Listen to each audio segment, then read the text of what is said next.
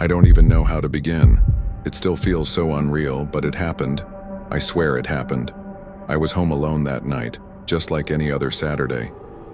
It had been raining all evening, the kind of soft, steady rain that makes everything feel quieter. I was curled up on the couch in the living room, my laptop on my lap, trying to finish an article I'd been putting off. The house was so still. The only sounds were the ticking of the clock and the faint hum of the fridge in the kitchen. I remember feeling kind of lonely, but it was nothing unusual. I checked my phone. No messages, not even a notification. Typical. I sighed, set the phone down, and tried to focus on my work.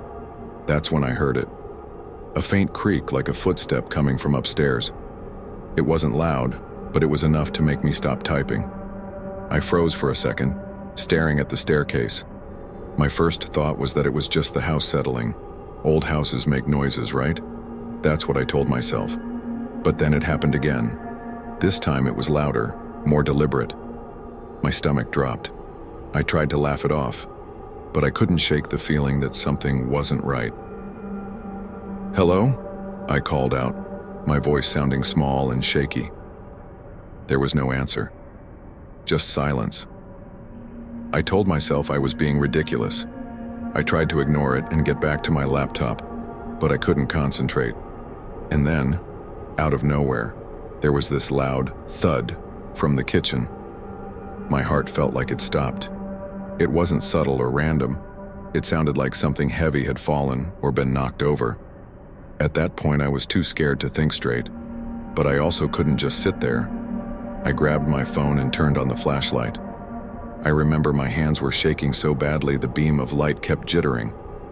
I crept toward the kitchen, trying to stay quiet, my ears straining for any sound. When I got there, everything looked normal. Nothing was out of place. No dishes on the floor, no open cabinets. Nothing. I felt this weird mix of relief and embarrassment. I even laughed a little, telling myself, "See? You're overthinking this." But then, as I turned to leave, I heard it. A creak behind me. I spun around and I saw the fridge door. It was open. Not wide, but just enough to make it clear it hadn't been that way before. That's when things got really weird. The lights flickered just for a second, but it was enough to send my heart racing. Then this icy chill swept through the room, and I swear, I could see my breath. The hum of the fridge stopped and the house went completely silent.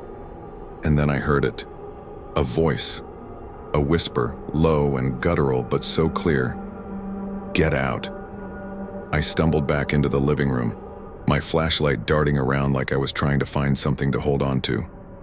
My laptop, which had been on and playing music earlier, suddenly shut off. The screen went black, and the room felt darker than it should have been. I looked at my phone, hoping to call someone, anyone, but the screen started glitching. Static, weird, distorted images, and then I saw it. The images on my phone were of my house. The living room, the hallway, the staircase, all from angles that didn't make sense. Someone was watching me, but I couldn't figure out how or from where. Then the footsteps started. Slow, heavy, deliberate. They were coming down the stairs. My stomach churned and every instinct screamed for me to run, but I couldn't move.